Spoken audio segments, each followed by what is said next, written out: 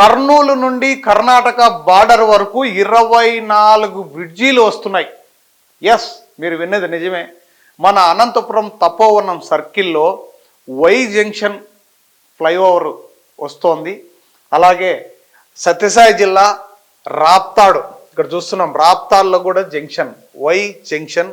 దీనికి 362.470 డిపిఆర్ కూడా రెడీ అయిపోయింది.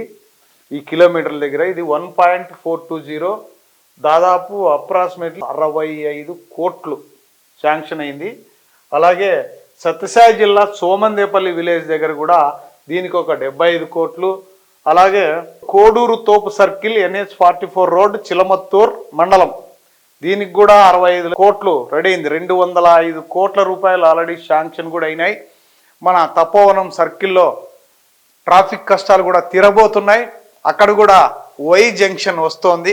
ఈ వై జంక్షన్ ఇది ఈ విధంగా ఉంటుంది. ఇలా హైదరాబాద్ నుంచి వస్తుంది కదా, వచ్చేటప్పుడు ఇలా నారాయణపురం పోయే రోడ్డుకి ఇట్లా వస్తుంది. ఇది అనంతపురంలో వెళ్ళే రోడ్డు వస్తుంది. ఇట్లా స్ట్రైట్గా బెంగళూరు వెళ్ళే రోడ్డు ఫ్లైఓవర్ అట్లే ఉంటుంది. అంటే మనం తిరుపతికి వెళ్ళినప్పుడు ఇప్పుడు కొత్తగా బ్రిడ్జి కట్టారు తిరుపతిలో, ఎక్కడ పోయే వెహికల్స్ అన్నీ అటు పోయేటివన్నీ పైన కింద అన్నీ. అంటే ఆ విధంగా వై జంక్షన్ కూడా వస్తుంది. రాప్తాడుకైతే కూడా అక్కడ కూడా చాలా యాక్సిడెంట్లు కూడా జరుగుతుంటాయి. మనం చూసాం రాప్తాడు దగ్గర తపోవనం సర్కిల్, ఈ ట్రాఫిక్ ఇబ్బందులు అన్నిటికి కూడా చెక్ పెట్టే అవకాశం ఉంది. అతి తొందరలోనే ఇవన్నీ రాబోతున్నాయి. 4 ఫ్లైఓవర్లు, 20 అండర్ పాస్లు. ఆ 4 ఫ్లైఓవర్లు ఎక్కడప్ప అంటే తపోవనం సర్కిల్ ఒకటి, మనం చెప్పినట్లుగా రాప్తాడు, సోమందేపల్లి, ఆ కోడూరు తోపు, వీటికి పెద్ద ఫ్లైఓవర్స్ వస్తున్నాయి. ఇది రాప్తాడు దగ్గర కూడా వై జంక్షన్ వస్తుంది. తపోవనం సర్కిల్లో కూడా వై జంక్షన్ వస్తుంది.